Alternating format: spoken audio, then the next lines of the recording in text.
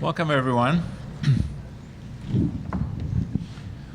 Nice to have all of you. This is just the second time that we've done this event in this particular forum, because we used to do this sort of private session just for recording, but then people became interested, so we thought we'd open this up to the public as well. So the way we're going to proceed is we have some discussion points that I think that you will find interesting, and we'll see how it goes from there. But anyway, let me introduce our panel. Dr. David Sinclair, professor of genetics at Harvard, and one of the world's leading researchers on aging and about what we can do about it. And he asked the question whether or not aging is a disease that we may be able to treat. So we'll get some ideas about that. And Dr. Sinclair is going to be our featured speaker tonight at 7 o'clock right here. Then we have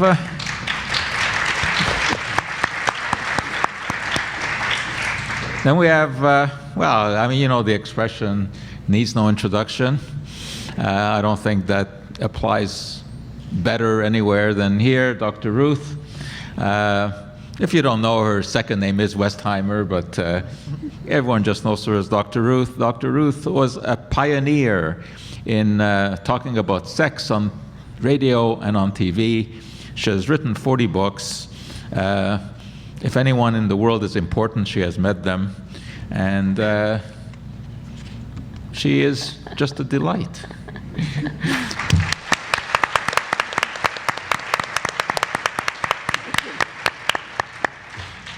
Dr. Arie Benchetrit is a Montreal plastic surgeon.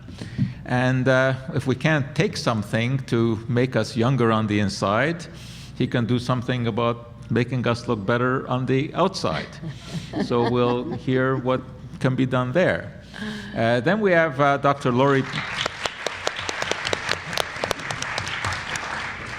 Dr. Laurie Betito, many of you know because she's been on CJD here every night for 20 years. And she is our sort of local Dr. Ruth, has been dispensing sex advice for a long time. And she also told me that this is now fulfilling her bucket list, meeting Dr. Ruth.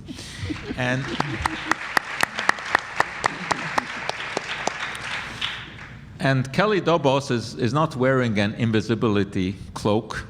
Unfortunately, she got delayed traveling through New York, LaGuardia. Going through LaGuardia is always a terror. Hopefully, she'll get here before we are done, but that sometimes happens. But we'll be able to deal with some of the cosmetics as well. Dr. Benchetrit can comment on that. So we have a few talking points here that we'll address, and then we'll just see where the conversation goes. First point of discussion, how has the perception of age and aging changed over time, or has it? We'll start with Dr. Sinclair. Well, it's definitely changed over time. You only have to go back 100 years ago. It was normal to die from an infected splinter or childbirth, and we weren't expected to live much beyond 65. That's why the retirement age is around that. But now if you look at some people in public life, Tom Cruise is a good example. He's now, I think, late 50s. He's hanging onto the side of airplanes, he's riding motorbikes, he's the new version of what life is supposed to be like. And we have Dr. Ruth here, who's a shining example of what life should be for everybody, still working just as bright as she was last week, since she was 20 probably. She's smarter than most people that I've met. And I would hope that's our new version of what it means to age, is that we don't have to, in the future, worry about getting sick until we're much, much later and remaining productive and healthy for most of those years. Well, Dr. Ruth, you've had more time to think about aging than the others here have. Thank you. It's wonderful to be at McGill. If I don't hear you clearly, Arie is going to repeat the question. So it certainly has changed over time, because they used to think that at a certain age that people don't have any sexual desire. And I'm saying that if you are sexually literate and if you know about certain aspects of aging, then I do believe that you can be sexually active until a very late stage in life. And hopefully if you have a partner, and then if you don't have a partner, I'm sure that Laurie and McGill University have heard that word of masturbation before.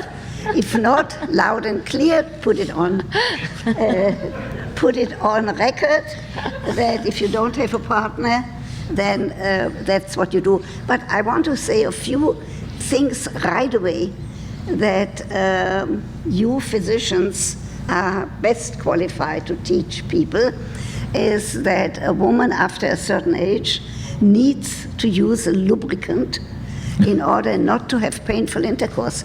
Because what we used to hear is, I like my husband, I like my partner, but I would like to have sex, but it's painful.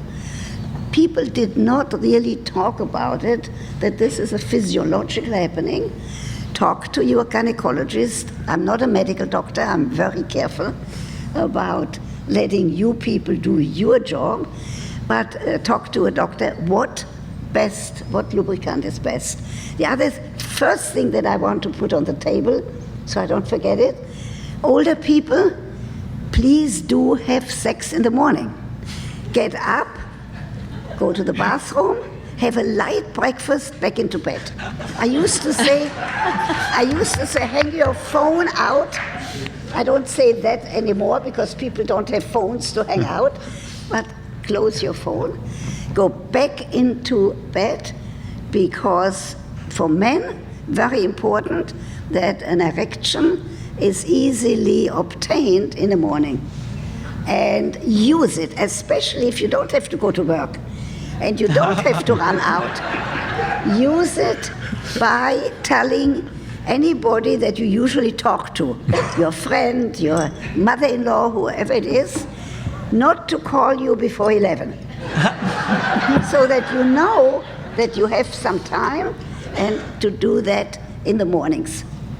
Arie, you've...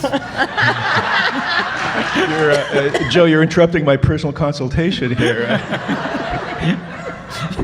I mean, you've seen people change their ideas about aging, right, as patients. They want more and more, they want to look younger and younger. Yeah. So, two things that have completely changed, I think, the desire and the quality and the frequency of patients asking to look better. Selfies and high-definition television. And people now look at themselves much more than they used to. I mean, the average person with a smartphone probably has hundreds, if not thousands, of pictures of themselves on that phone that they can look at, that they can share with others, whereas when I was, 20, you might have, 5 or 6 grainy photographs of yourself, which didn't matter how your skin looked that day, didn't show up anyway.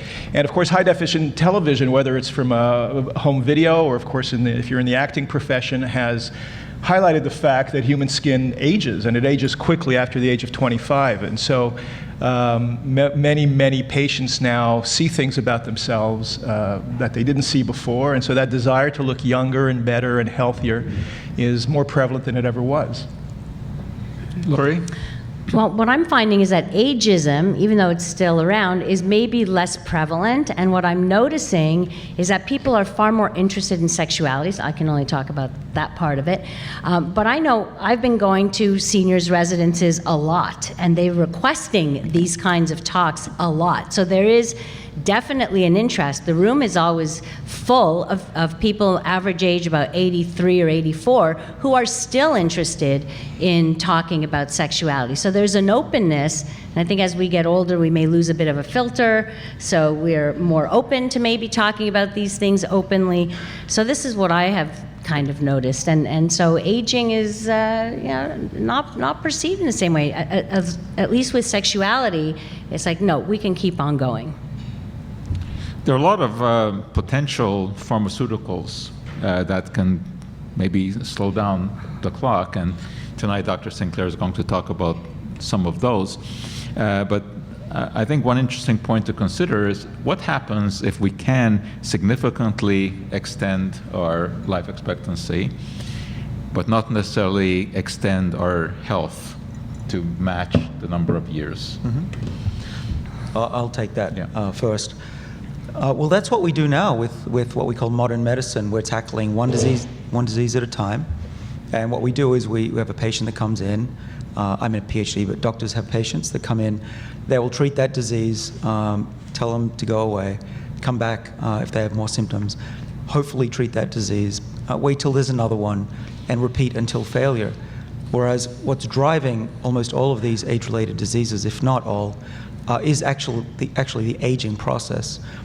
So the worst nightmare is if we continue doing what we do right now, which is keeping the heart healthy but not the brain. That is the worst nightmare we've been given from modern medicine. So my approach, I'm suggesting, is if we can delay all of those diseases at once and keep the whole body healthy for longer, including the brain, that would be what we're asking for. And based on the science that I'll talk about tonight, hopefully some of you can come and see that. If not, it should be online as well.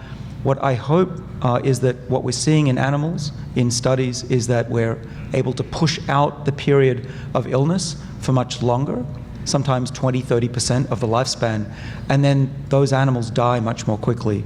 We call that squaring the mortality curve and shrinking the period of morbidity.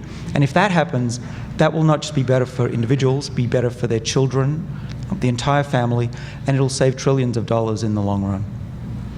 Well, Dr. Ruth, you've had a spectacular career and long life, and you've been healthy, right? So you've been able to do all of these things.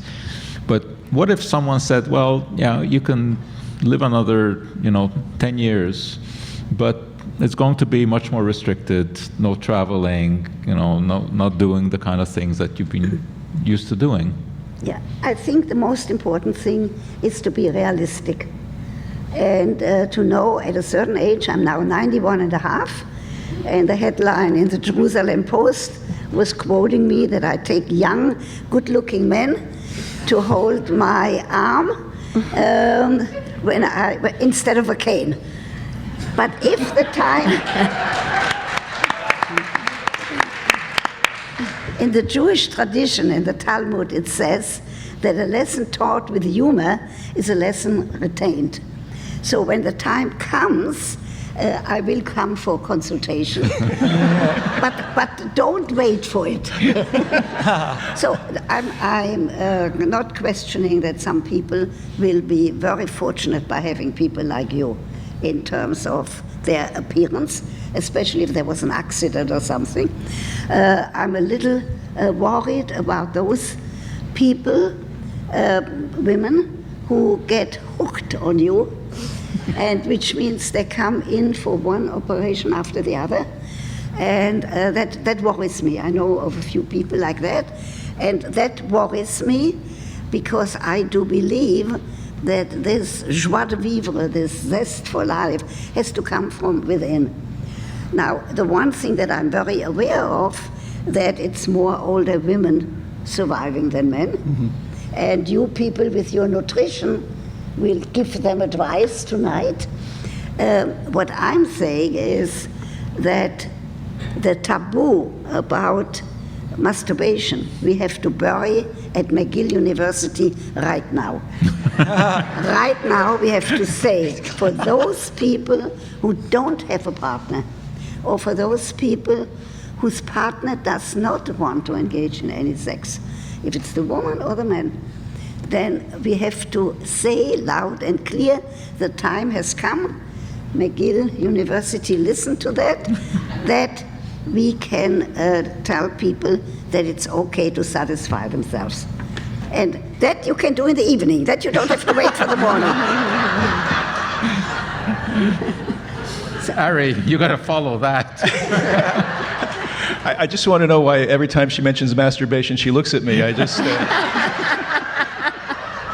only looked at you because if I don't hear you, you can repeat it for me.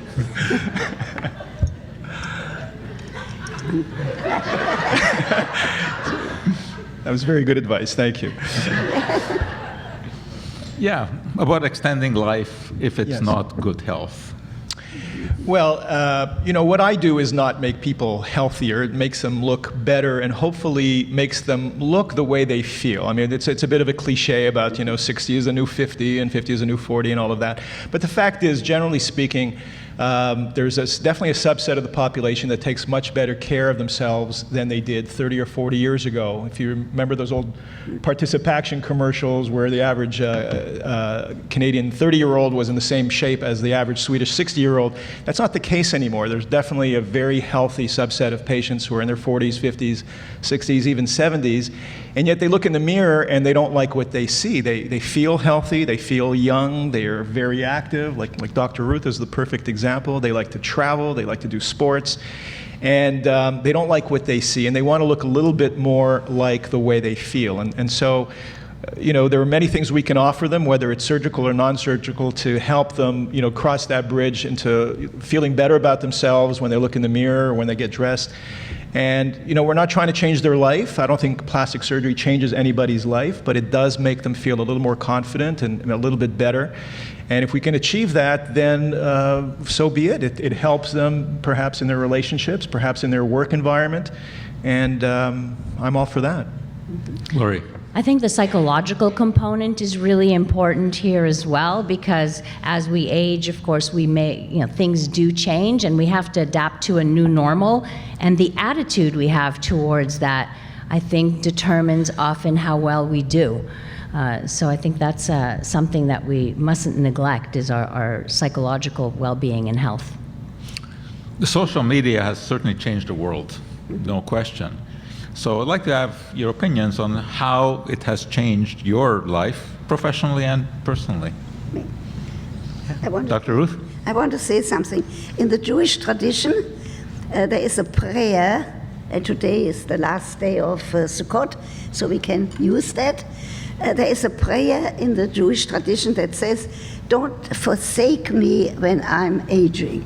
It doesn't say go to see a plastic surgeon, but it clearly is that in the Talmud and in the Jewish tradition that they realized that aging is happening, and that they realized that for those who believe in prayer, that the prayer is going to be, "Don't forsake me when I'm aging."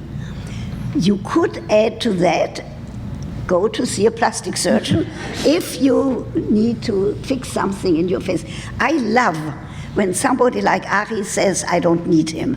I like that very much at the age of 91 and a half. But on the other hand, that there are people who really would change their attitude towards aging and towards life if they feel like going and having whatever it's called, a tuck or whatever.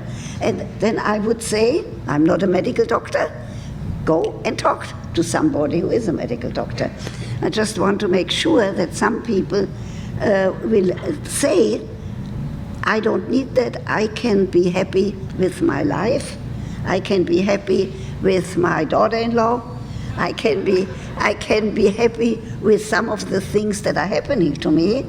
And maybe to ask you, maybe there's something that is not drastic, maybe there's a cream that can help. I'll be the first one to ask you.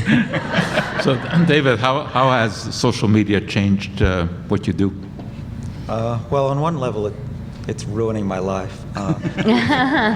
I got sucked in about a year ago in preparation for a book that just came out, and so it's been good and bad. I think on the whole, it's been good. So the bad is obvious. I wake up in the morning, I need to look at what's going on.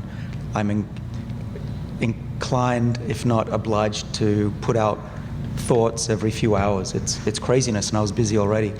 But what about the benefits? So now I'm in a world where I have basically my own newspaper, my own medium-sized newspaper, with tens of thousands of people who listen to me, and it's been great to actually be able to have a voice directly to the public rather than have it filtered through a headline, which often gets things wrong. And so on the whole, I think it's been good, but it definitely puts a strain on my normal life, puts a strain on my sex life as well.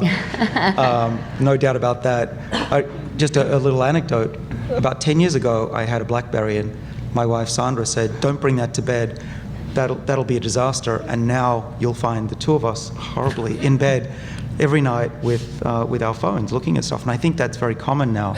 But 10 years ago, it was considered crazy. Well, Dr. Ruth, you of course have gone through the inception of this whole social media age. When you started, there was no such thing. So how has it changed what you do? What definitely has been changed with people like Laurie and people like myself and other sex educators is that it's all right to be sexually active even after being able to bear children. It used to be thought that that is only the British, since I'm in Canada, the Victorian mother told her daughter at the night of the wedding ceremony, lie back and think of England. That's not true anymore, but that was true in terms of aging, thinking you have had your life, you have had your children or not children, but don't expect anything. That certainly has changed drastically, and partly because of you physicians, and partly because of the media. Now, the media who put such emphasis on the looks has a problem. I'm 4'7". I just lost half an inch. I can't lose anymore because you will not see me anymore. However, we have to teach and we have to talk about the attitude towards aging and the attitude about saying, look, let me make the best out of life that has been given. And I think that you people are helping with that. Arie, I'm sure that you have patients coming in with their Instagram saying, "Can you do this for me?" Yes, it used to be the 4x6 photo. Now it's the cell phone, the smartphone. Social media has completely revolutionized plastic surgery and really cosmetic medicine in general. It's a double-edged sword. I agree with David. It's a very good teaching tool. It allows us who have social media pages on Facebook, Instagram, to educate our patients, to highlight things that work and don't work, and things that are risky and not risky. But on the other hand, it's also brought out all of these pseudo-experts who promote things that aren't realistic, who promote an appearance that isn't realistic. Influencers have become a huge part of the landscape in my field, and these are often young people who have no formal education, who have in cosmetic medicine, who basically say pretty much what comes into their head, whatever helps them sell whatever product they're promoting, and in the meantime, these thousands and thousands of young, influenceable people follow their advice like it's been written in a medical journal, and they come to us demanding some of these things that are unrealistic, unsafe, and if we don't provide it, then they find it elsewhere, often unlicensed providers, and there have been disasters there as well. So I look at social media as kind of inevitable. It's there. Nobody's going to make it go away. But in my field, it has made things much more complicated and, in one sense, riskier, especially for the younger patients. Laurie. Well, for spreading knowledge, it has been great, at least in the field of sexuality. The problem is weeding out the bad knowledge and the good information. The thing that bothers me most, I think, is what I see is all the advertising, obviously, and the hashtags, and men buying into the sexual enhancement stuff, right? They see these ads, what is this? It's a multi-billion-dollar industry where they're buying these products that have zero scientific validity, proof, backing, nothing.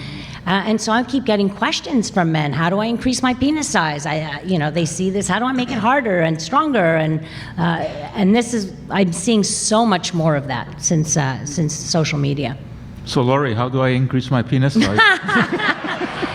Well, we've talked about injecting fat. I don't know. We might be able to look at that. I don't think we're there yet so well. Arie? Well, according to Dr. Ruth, just get up earlier in the morning, Joe. And, there you go.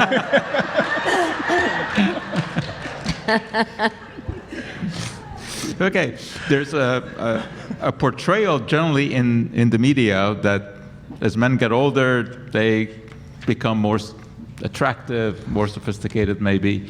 And this is not the same picture that is painted for women.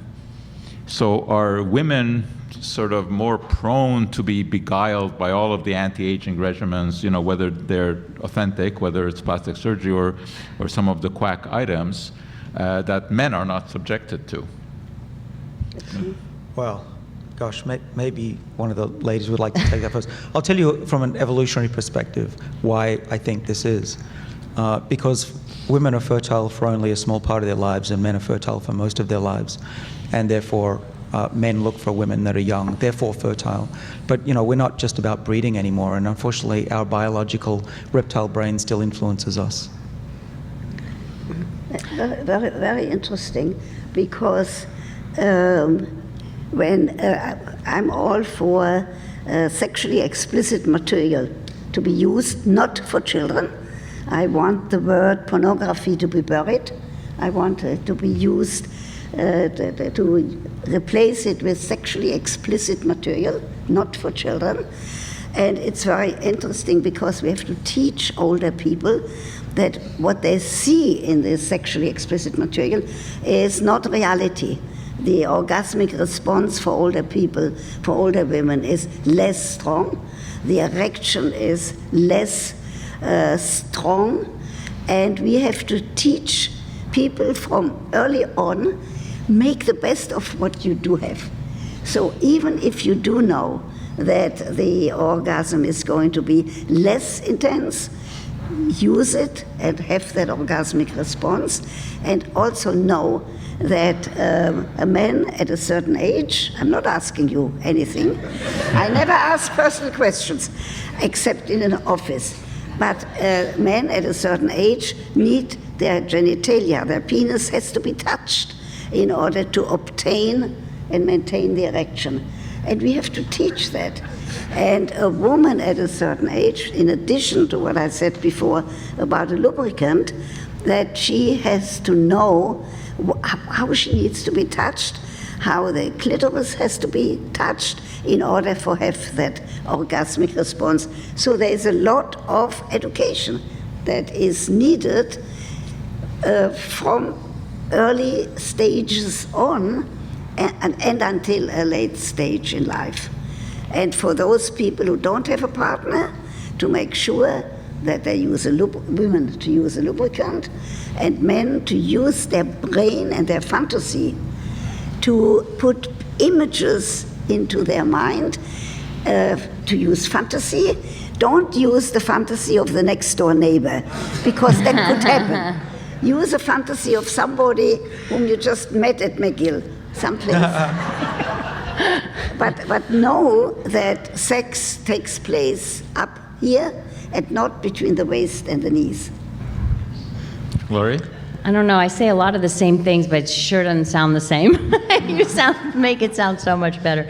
Well, good news is that some of the top searches on the sexually explicit websites, the porn websites, are MILF and GILF. MILFs, I won't say the last word, but mothers I'd like to, and grandmothers I'd like to. So these are actually top searches now, which tells you a little bit of something of an interest in older women, older experienced women. So there is definitely an interest. They used to think that women do not get aroused by sexually explicit material. That's wrong. Lady Chatelain's Lover,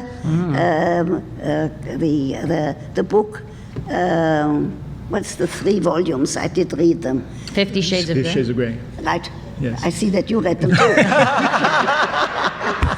So I want to make sure that everybody knows that it's not true that it's only men who do get sexually aroused by sexually explicit material. Women do get aroused too. We just have to give them the permission to say it's okay. Use anything that you can use. Use a vibrator. Women do not get used to a vibrator because no penis can duplicate the vibrations of a vibrator. So you have to use a vibrator and then put it aside and let the intercourse or his hand or oral sex continue. So there are specific sexual issues that we these days are perfectly permissible to talk about. In the Jewish tradition, the word sex means in Hebrew lada'at, to know, which is very interesting because I talk a lot about relationships. I talk a lot about the best sex is in a relationship that you have. So you have to cultivate that relationship. David, you've just come out with a new book called Lifespan, which is basically aimed at the general public, right? Right. And what do you think is the main message that you're trying to get across? Well, so anyone who's read my book will know it takes the reader on a journey through their lives, what they can do, people can do now, and what's coming in the very near future, and what the world will look like if we're successful and if we're not successful at changing our lives and changing medicine. And I hope that people come away from reading it with a new view of what's possible, a new view of the arc of their lives. My father, for example, I talk about him. He, at 70 years old, he was depressed. He was not looking forward to the future. And his wife passed away, my mother passed away, and he thought basically that was the end. But through changes in his life and doing good things, he's feeling rejuvenated. He's now turned 80, and he's traveling the world. He's enjoying the company of many female friends. And so this is an inspiration to me. We just got back from Africa as a family, and he led the way up a mountain in Uganda to see the gorillas. You know, that's what living longer is about. That's what you want to do. You want to be with your grandkids, teaching them the wisdom of the world into your 80s and 90s. And my kids said, that's what being old and healthy is about, being able to climb a mountain with your grandfather. And so that almost brought a tear to my eye. So my book is about hope. It's about the science of aging, and a completely new theory on why we age and why we don't have to. Mm-hmm. Arie, I want to ask you, how have the requests changed over the years of what people want done? And how has technology been updated? So, by far the most dramatic trend in cosmetic medicine, I won't call it cosmetic surgery because it's actually the non-surgical procedure. So if you look back over the last about 25 years, the demand for cosmetic surgery has gone up about 5 or 6-fold. The demand for non-surgical has gone up about 30-fold. So it's by far the fastest growing trend. People want quicker procedures with less downtime, less cost, less stigma as well, because of course surgery involves a certain amount of stigma still, less than it did, but it's still, you know, patients don't like to necessarily talk about their operations. So in the non-surgical, of course, you're talking about the injections, the botulinum toxin or Botox and Dysport, the fillers, the lasers, the energy devices, and there's so many of those. Technology has brought us a tremendous amount of energy devices, some of which work, some of which don't work as well. But when you combine these things, there's no magic pill out there. There's no one procedure, one product that can do everything. But if you combine the toxins, the fillers, the energy devices, the skincare, you can get some very dramatic changes without going under the knife. And more, my practice now, even though I'm a plastic surgeon, only about 30% of what I do is surgery, and the rest of it is non-surgical, because that's really where the demand is. I know there's a lot of demand for liposuction and for cool sculpting. What are the risks associated with those procedures? Well, every medical procedure, whether it's a blood test, a dental cleaning, or a surgery, carries some degree of risk. It's all a question of the type of patient you're dealing with and the degree of risk they're willing to assume. So one of the things in plastic surgery, luckily, is we deal with healthy people. We're not dealing with sickness. So our patients are generally healthy. They generally have very few risk factors. So they tend to have far fewer complications in surgery than in other surgical specialties. But there are risks. There's always, in surgery, there's always the common risks of infection, bleeding, anesthesia. But again, these are fairly mild risks in cosmetic surgery because we're dealing with a controlled situation with a healthy patient. On the non-surgical side, most of the risks have to do with the technique. If the proper technique is used and the proper patient is selected, the risk levels are actually very low, and most of the risks are fairly minor, which is another reason people really like the non-surgical procedures. Okay, now for Dr. Ruth and for Laurie, both of you have been doing what you do for a long time. How have the questions and the issues that people have raised changed over time? Like the kind of questions that you would have been getting, 30, 40 years ago, are they the same kind of questions you're getting today, or has that changed? I think the first thing to say is, look, bravo. In the middle of the day, you have a lot of people here interested in the topic. And maybe some years ago, that would not have been the case. People would have said, at a certain time, all right, so sex is overrated and I don't need it anymore. And I'm saying that it's not just the sexual intercourse part, it's the relationship, it's the touching. It's having a person there who is interested in you, who is waiting for you, who smiles when you come home. So I think that language and that attitude certainly has changed. And I think that part of it has to do with the media, part of it has to do with radio and with television, to be more open to talk about it. And I think that it will change even more, because people are going to see that there is a reality of life, that issues of touching and issues of relationship and issues of being with another person are very important. But I would think that now the sexual predatory stories are in the news all the time, right? I don't think that was the case when you first started, right? No, I have made it an absolute rule that I don't talk about anybody's issue. I say loud and clear, anybody who has been raped has to see a physician and a social worker who is an expert, somebody who is an expert in that issue. On the other hand, I'm saying loud and clear, and it is controversial, I'm saying no woman and man, or no two men, or no two women, have any business in bed naked if they haven't decided to have sex. Now, I know it is controversial, but that's my good old-fashioned way, because, again, I have to tell you, in the Jewish tradition it says, when that part of the male anatomy is aroused, the sechel, the brain, flies out of the head. In America, but I don't know about Canada. In America, there's a saying, God didn't give you men enough blood for two heads. So I don't know if it's for McGill University or Canada. But what it does tell you is the issue, and I'm old-fashioned and a square, and I say there has to be a relationship. There has to be something between those two, if it's two men, two women, or a man and a woman, before they engage in sex. Laurie? Well, I've been in the field for about 30 years, so I have seen quite a drastic change, also with the advent of easy access to pornography in those 30 years. So my clientele as a clinical psychologist and sex therapist has certainly changed quite a bit. It used to be a typical 65-year-old man experiencing erectile dysfunction. Today, my typical male client is somewhere around between 28 and 32 with erectile dysfunction.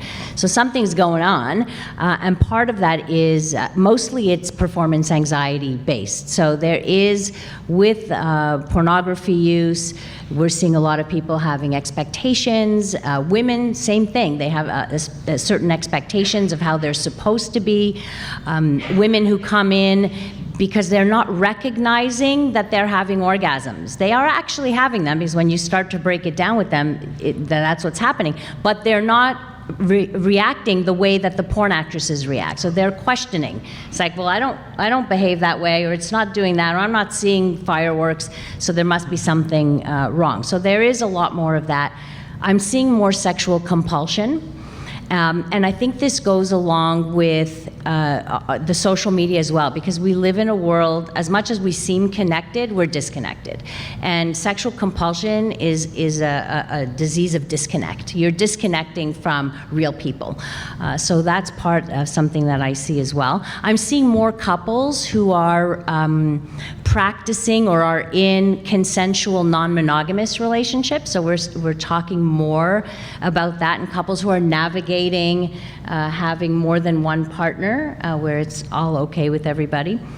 I still think there's a lack of understanding of female sexual desire, but I think we're talking about it more now, so we need to educate more on how female sexual desire is different than male sexual desire, and the responsiveness versus the spontaneous desire, and interest versus desire. So a lot of women will often come in saying, I have no libido, or my libido is dead, but then if I question them, especially if they read 50 Shades of Grey or something, and they were turned on, so your interest in sex is there, now we have to figure out how to turn it on. So I think that we still need a lot more of that education, because we have to counter what's being fed on the back, with everything that they're seeing in the media. So there's still work to do, but I think we're getting there.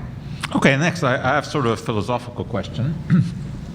Suppose a pill existed that would stop you aging right now and keep you exactly as you are, same state of health, everything, but everyone else in the world, of course, would go on aging normally, right? Oh boy. Would you take that pill? You would be very lonely. David? Huh. I said it was a philosophical question. That would be a tough life, but I might just have to have a lot of pets around me. But that's the only solution, I think. Yeah, there's no point living a long time unless you can take your loved ones and your close friends along with you. Though, if given a choice, I probably would still take the pill, because I'm really enjoying this life that I lead. But you gave me a really hard choice. I don't think either is great, but I'd still not like to die anytime soon. Dr. Ruth, if you could stay vigorous as you are at this age, but everyone else around you would go on aging, would you take the pill? Would I take that pill? Yeah. I would wait to see the side effects. No way I'm going to trust you doctors to say take it. I would want to see somebody else at this stage, 91 and a half, to take it, and then I'll watch you. Well, I'll take it. I don't know. It's a great question. Certainly on a professional level, yes, it would make sense to, this is a really good time in history to be a plastic surgeon, because of the focus on feeling and looking better and younger. But on a personal level, of course, as David was saying, it'd be pretty tough to watch people around you aging while you weren't. Other than I have young children, so maybe for a while I would take it, at least until they got to a certain age. I think I might, and if I can continue my work until I felt like everybody was educated on the subject and I could spread that. But I'd like the opportunity to choose when I could go. No. Right, you can always jump in front of a bus, right? Yeah. Or I thought of another Messy answer. business, though. I would take it, but I'd break the pill in half and give half to my wife.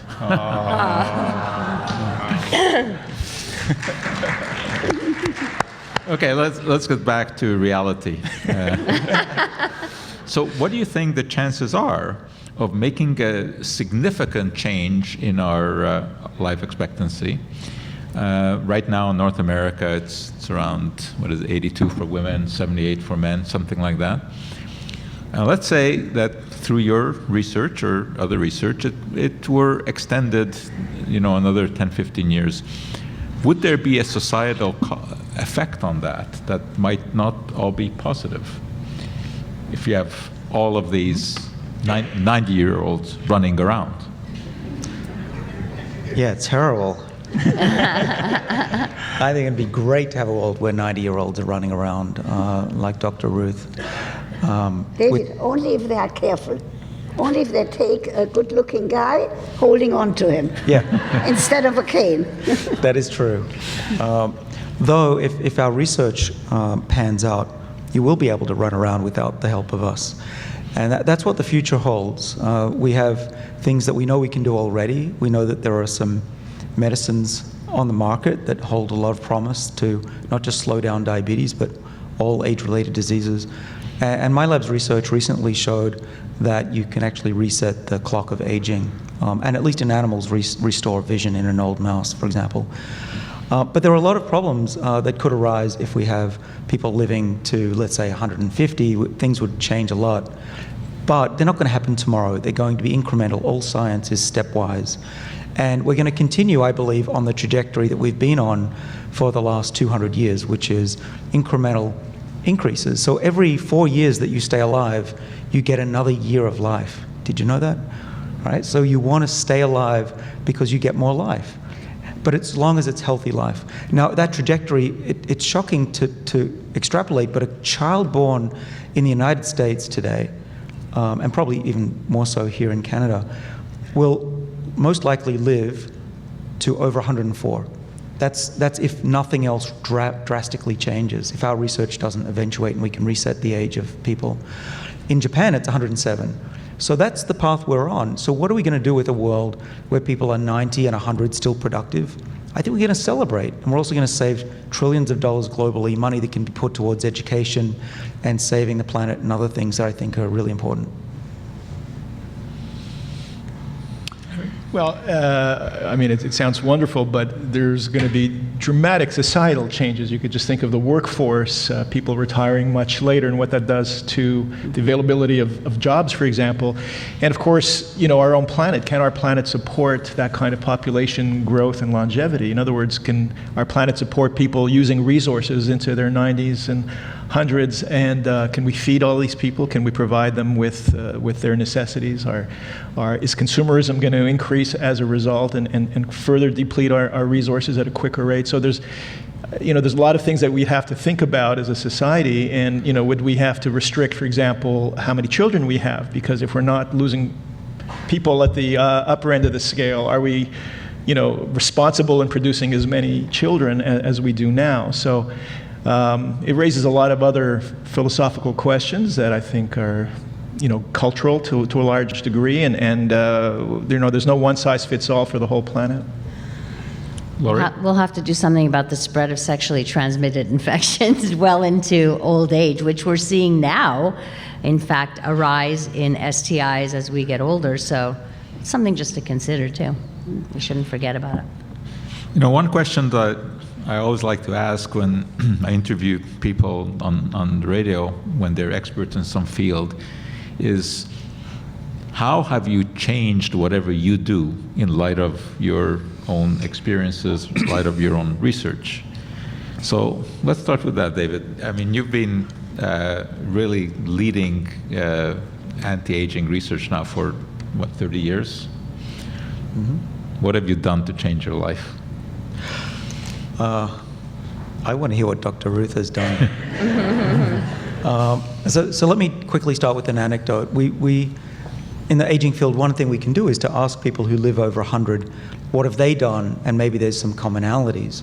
And actually, one of the oldest people ever to live was examined by my good friend Nir Barzilai down in New York. And he tells the story of this lady who was well into her hundreds. What did you do to live longer? And she said, well, nothing. I smoked till I was 102. And he said, but what about all the doctors telling you to stop smoking? She said, yeah, all 4 of them told me that, and they're all dead now, aren't they? So you can't always base your lifestyle on what really old people do, because there's a lot of luck involved, and about 20% of it is genetic. But 80% of it is non-genetic. We call that epigenetic. It can actually change the way our cells read their DNA. And we believe that keeping that constant is actually the way to live a long time and be healthy. So what do? So after having read tens of thousands of papers, The one thing that's most important is to eat less often. Be hungry. Don't eat 3 big meals a day. I skip breakfast. I often skip lunch, and I have a reasonably good time at dinner, and yes, with a glass of red wine occasionally. I go to the gym. You need to be out of breath at least once a week. I would recommend at least 3 times a week. That will put your body in a state of adversity or perceived adversity. There's a term we use in my field called hormesis, which, think of it this way: whatever doesn't kill you makes you stronger. Because if you sit around, you don't stress your body biologically, it will become complacent and it will not turn on your longevity genes that protect your body. There are a lot of things I do. If you buy my book, you can turn to page 302 for the whole list of things that my family and I do, including my father. And there are some supplements that we take that are available that, based on our research, have a good chance of staving off diseases into old age as well. Now, because you've obviously had a lot of publicity about your work all around the world, and people are reaching out to you asking, what should I do, right? Do you feel that it's putting a burden on you to try to answer those kind of questions? Yeah, this is where social media becomes a real burden. Hundreds every day of questions. What should I take? Where should I get it? I put everything I could into my book. I'm a scientist, I'm not a doctor, and also we don't know what's best just yet. We're in the process of learning, and 30 years from now we'll know a lot more, but most of us don't have time to wait. So we have to be on the cutting edge, and I seem to, I actually have the good luck of being able to read the science and translate that for the public now, because I think everybody needs to know where we are with the science. But yeah, there's a lot of people who don't know what to do. Hopefully my book will help. Hopefully on social media people can follow me, and every day I put out new ideas and new translations of new discoveries. But it's changing super fast. It's making my head spin, all the discoveries that are being made around the world thanks to the genomics revolution. But yeah, there's a lot you can do right now. Some of it makes sense, some of it is counterintuitive. But what I would do is I'd listen to what our ancestors said, which is lay off the food and move a lot. Those are the 2 main things, but there are some other tweaks that we can talk about perhaps tonight. Well, Dr. Ruth, I mean, whatever you're doing is the right thing to do. So what is the right thing to do? For me, what works is to be very busy, but I'm also smart enough. I haven't taken the subway in New York in a long time. I let people pick me up and bring me back. And as I told you before, I hold on to young people. And I think more important that from my life experience, from where I came from, being an orphan of the Holocaust, my gratefulness of being alive makes me do the things that I'm doing with enthusiasm.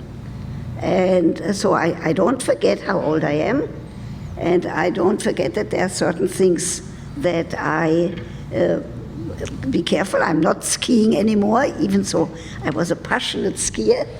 So, but I think that the joie de vivre, the joy of life, has something to do with my being grateful that I have wonderful children. I have a wonderful son-in-law, a wonderful daughter-in-law. I have the best 4 grandchildren. 2 of them are Canadians. And when I look at them, I say Hitler is dead and my grandchildren and I are alive. That alone makes me alive. So, Arie, I suppose you don't do plastic surgery on yourself. Not yet, not yet. But after today's conference, I'm definitely going to starve and get up later in the morning. The 2 things I do, I use sunscreen, and I thank my parents every day for good genes, because good genes are much better than a good plastic surgeon. In fact, it's been shown that how you age up until the age of 40 really has to do with your genes, and after 40, it's lifestyle choices. So the simple things, using sunscreen, not smoking, eating well, getting a lot of rest, I mean, those are the things that really will push the clock back. or at least make the clock run a little bit more slowly. And then, for those who want to turn it back a little, then you can book a consultation with me. But really, those are the simple things you have to do. And if you just follow those rules, most patients will look very good into their old age. Everyone talks, of course, about the sunscreens. Yeah. But are they really doing it? Are people? There's some controversy. There's a lot of controversy now of vitamin D production through the especially in our climate, through ultraviolet stimulation and sunscreen. But I mean, you can use a chemical sunscreen, you can use a non-chemical sunscreen, or you can just limit your exposure to the sun. But there is no question. One thing that people cannot argue with is the fact that the sun or ultraviolet radiation makes your skin age. It's called dyschromia. There's a medical term for it. It'll make your skin thinner and more wrinkled and pigmented, and those are all the things that we associate with aged skin. So, choose your weapon, whether it's a sunscreen or just avoiding the sun in the middle of the day, but do something to limit the amount of exposure you get, especially in your face. Are you seeing more skin cancer? Absolutely. I mean, skin cancer is much more prevalent, especially in countries like Australia, where it's almost epidemic. So there's no question that some of the environmental changes, the ozone layer being dispersed, et cetera, has had an effect. But people are fighting back. I think, wearing long sleeves, wearing hats, limiting, again, direct exposure. I mean, I'm of the generation where we used to sit outside with reflectors and baby oil. That was how we went to the beach or to the swimming pool. I think people have stopped doing that, and I think that's a good thing. Well, David, when you were growing up in Australia, you must seem subjected to this slip, slop, and splash? Slip, slop, slap, the sunscreen on, yeah. Oh, it was horrible. I think in the 70s, the whole Western world was covering themselves with coconut oil and trying to be as dark as possible. My grandmother's skin looked like a lizard, and she was proud of it. But most people I know are, maybe not most, but many people, probably a third of people my age have had some sort of skin cancer, and that's typical for Australians. And so, if anyone sees wrinkles on my face, you can blame the Australian sun. I drink a lot of water, and I'm an aging bladder. I'm running to the bathroom, and I'll be right back. So this is what you're doing for old age. Oh man, I can tell you that I can relate to that one. Okay, we've covered a fair amount of ground here. Would you do anything different in your life than what you've done career-wise? how about you two go first? Career-wise, Would you do anything different in your career than what you have done? Absolutely not. Look how fortunate I talk about sex from morning to night. I tell you to have sex tomorrow morning and use a different position and then call me so I learn something new.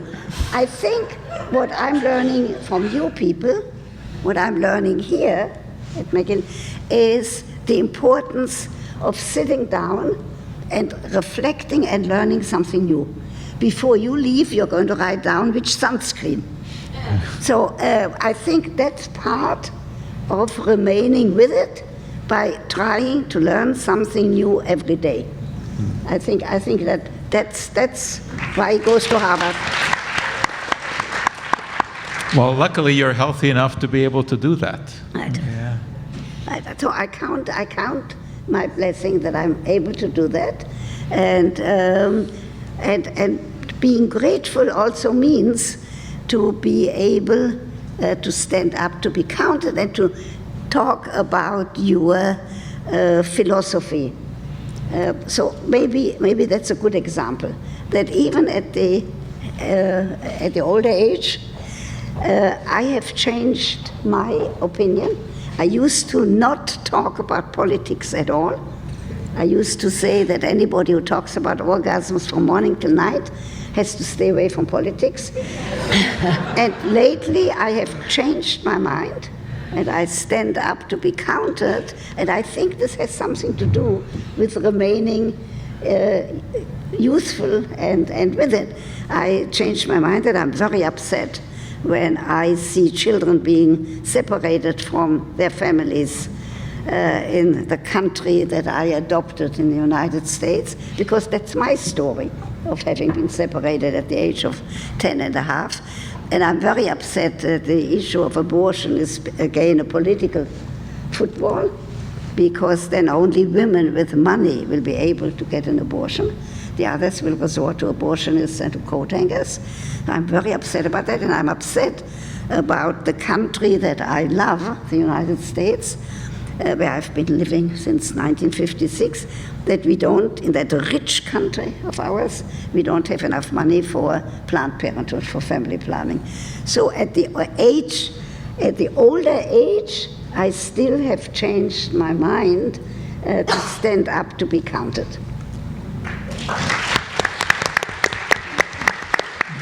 Arie, would you do anything different? Well, I wanted to be a rock star, but was born without any musical talent whatsoever. So, no, I love what I do. It suits my personality. I'm Cartesian, I'm a pragmatist, and I love art. And this is really the best profession for somebody who has those character traits. Like I said, this is a very good age to be in plastic surgery because of all the new technology, all the possibilities that we have. No, I don't think I would have done anything different. Laurie? No, I couldn't have even imagined being here and doing the work that I do way back when. So I wouldn't. No, I would redo this all over again. And I wake up so grateful that I can do something that I'm extremely passionate about and that I love, and that never ever feels like work. So no, I wouldn't do anything differently. What about you, the moderator? Yeah. What I've found over the years is that the amount of misinformation has increased tremendously. And people are buying into things that should have long been buried. I mean, how can we, in this day and age, have people, hundreds of thousands of people believe that the Earth is flat? How can they believe that we've never landed on the moon, or that 9/11 was a CIA conspiracy? I mean, the number of people who would have to be silenced in order to keep a conspiracy like that is mind-boggling. How can anyone believe that such a thing is possible? And then in my particular area, the amount of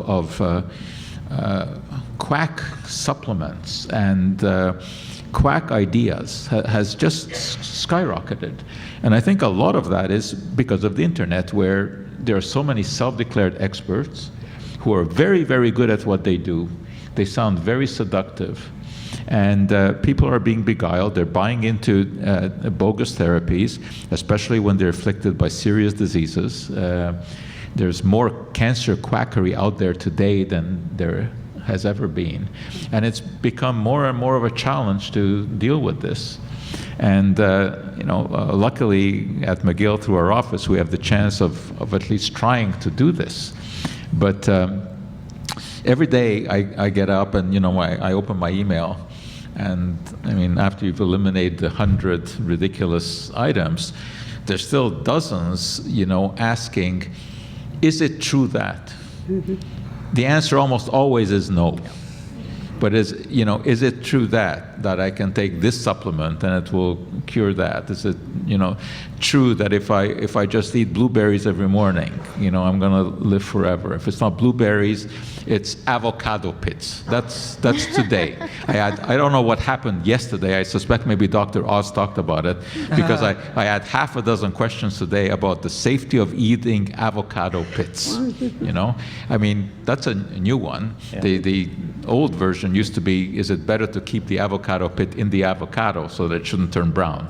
But now it's about eating it. So you never know. I mean, there's just so much nonsense out there, and I'm sure you're seeing the same thing. Right, but would you still have done your career the same way? Oh, I would absolutely have. I enjoy every day. I enjoy coming to work every day. I love talking to people. I like to read. I like to find out what is going on.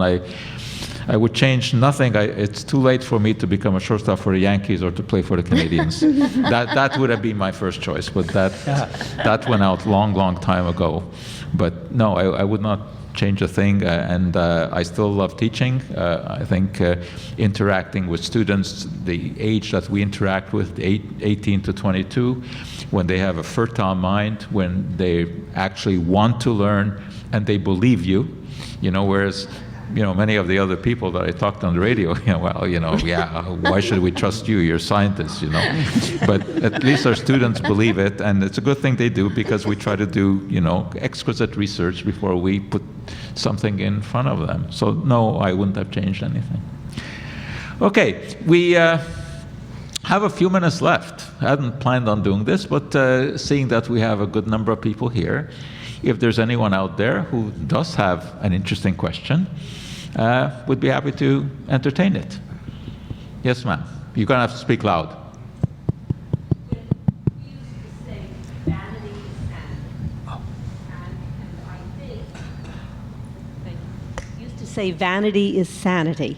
And we used to talk about looking well. But when I listen to everybody here, it applies all the way. If you're happy and feel good about what you do, then it helps the sanity. And I just wanted to say thank you, because I thought you did a wonderful job today. Thank you. Thanks. Vanity is sanity. Like it. I haven't heard that one before. I vouch for that. There's a question there.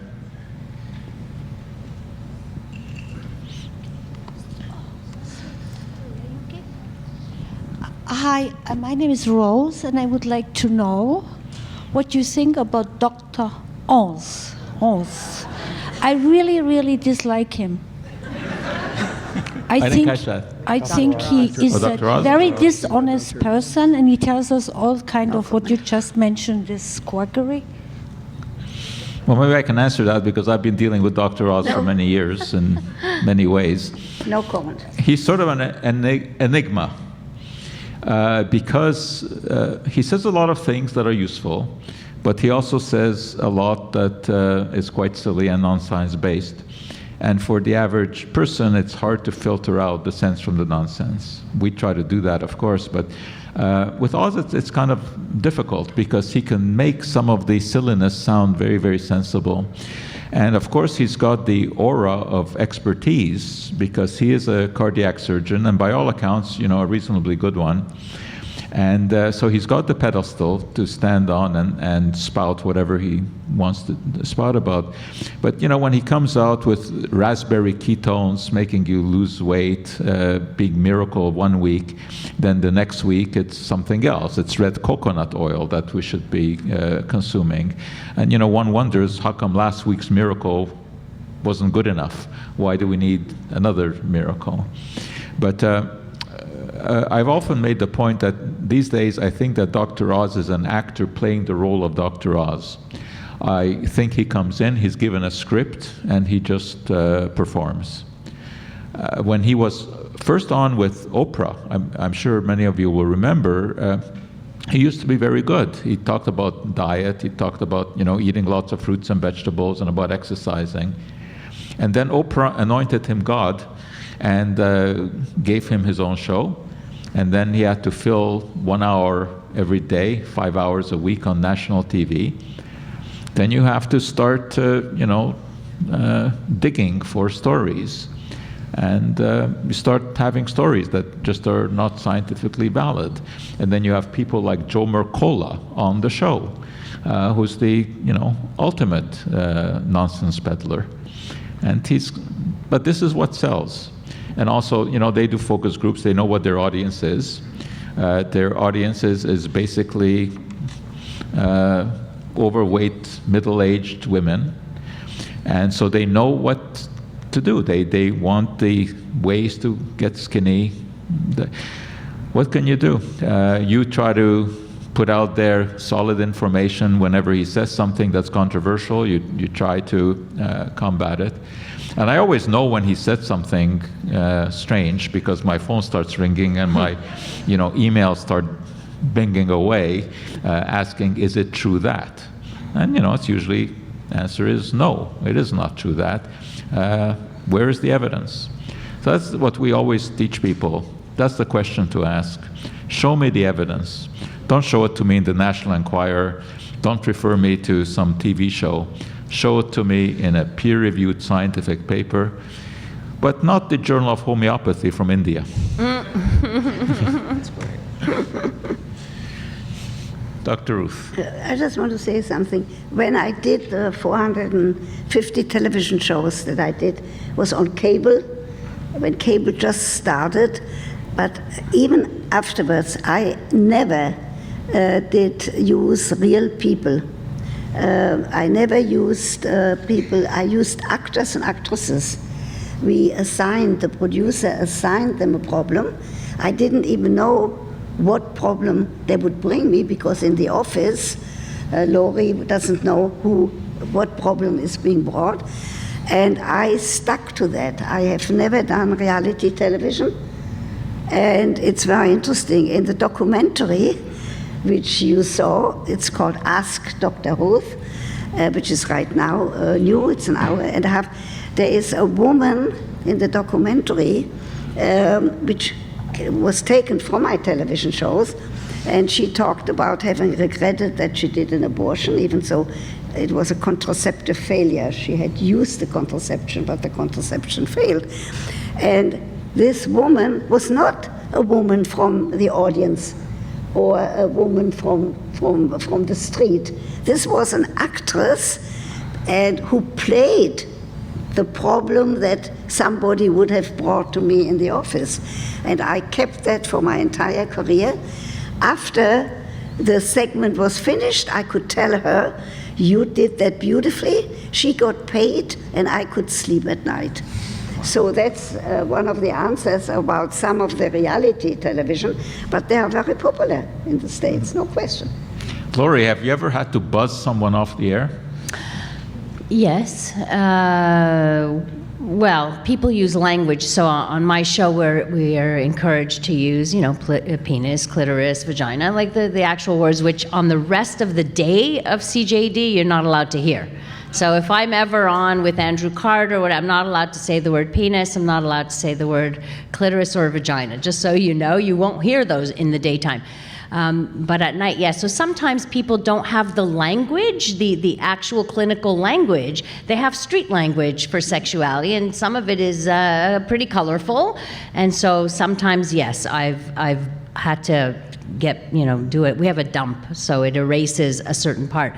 But oftentimes I let it pass simply, and then I just repeat it with the clinical terminology, because I want people to know that other people are knowing what they mean, but I want them to know the real words. So it certainly does happen. I want to say on radio it was real people, of course, but they never had to say their name if they didn't want to. I never asked for last names.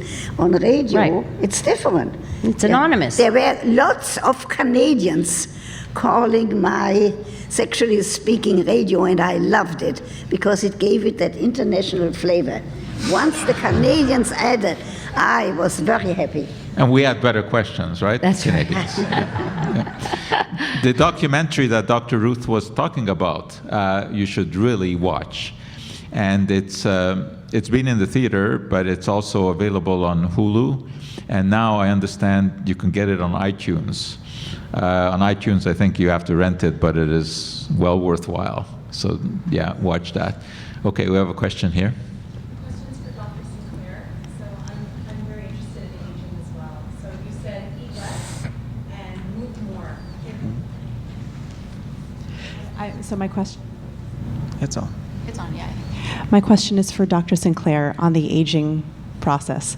So you said eat less and move more. My question is about the role of mental health and mental well-being in aging. So more sleep, meditation, mindfulness, how does that play into the aging factor besides all the physical things you told us to do? What about the mental things that we can do to help slow down the aging process? Yeah, so the brain does control aging.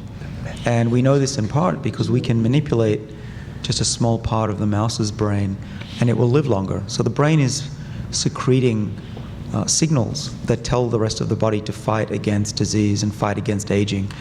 So it really comes as no surprise to me that your mental attitude affects your health. We have science that makes sense. Sleep is also very important. If I could go back in my career, I'd still do all the same things wrong because they make a career, certainly make me wiser. But one thing I do is I try to get more sleep, more regular. And I'm one of these people that just can't sleep naturally. So I have found ways to calm myself down, wear those the blue filtering glasses. The melatonin helps me as well. And now I get a really good night's sleep. The other thing that I've done, which I recommend, is I bought myself one of these rings. Have any of you seen this? Now, these rings, I have no affiliation, but this is a company that sells a ring that monitors your sleep beautifully and your heart rate and your motion and your body temperature. And it gives me a score on my phone, how well I've slept and how I'm doing, and recommends that I change things. But I now know how to get a good night's sleep. Before that, I didn't know, and I wasn't paying attention to it. But these biofeedbacks that you can get off your watch, off your ring, soon it'll be little sensors on your body, blood tests as well, are giving us the ability to understand what our bodies need and how to optimize them, just like we do in our cars. The crazy thing is we know way more about our cars and how they're performing than our bodies do. But also, the last thing I'll give you is an insight into some aspects of sleep and aging. I study a group of enzymes called the sirtuins, and these are activated by hunger, they're activated by exercise, they're activated by being cold, and probably by being hot in a sauna. These genes, actually, they respond to a chemical called NAD, okay? NAD is required for life. Without it, we'd all be dead in 10 seconds. It's essential. You probably read about it in high school if that was the last time you thought about biology. What we've realized is the levels of NAD are essential for longevity as well, and they actually go down as we get older. And so our body doesn't fight aging as we get older. And you can boost those levels back up. But here's the key. NAD levels control the sleep-wake cycle, and vice versa. If you're out of whack, if you get jet lag, your NAD levels will be out of cycle. And actually we know if we disrupt the circadian rhythms, as they're called, in mice, they age prematurely. So there's a lot of reason to believe that if you don't get the right sleep pattern, you will be aging prematurely. Gee, David, you scared me there. I was going to say this magnetic ring cures me. I was waiting for that. No, it's my marriage ring that cures me. Does that answer your question? Very good. I wasn't aware of this device. I certainly have to look into it because I don't sleep well. I'll tell you what it's called because I think I'll get a lot of emails. It's called Aura, O-U-R-A.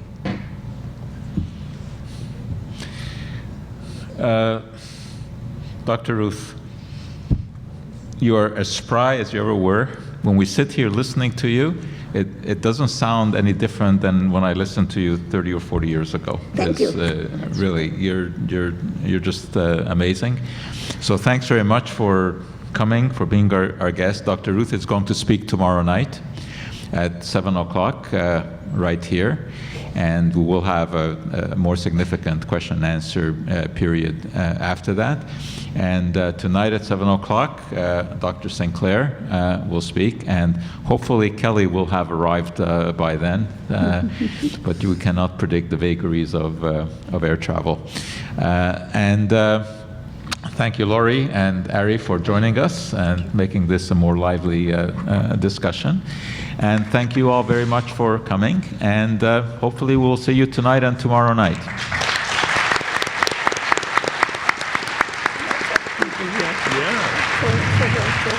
Just a question.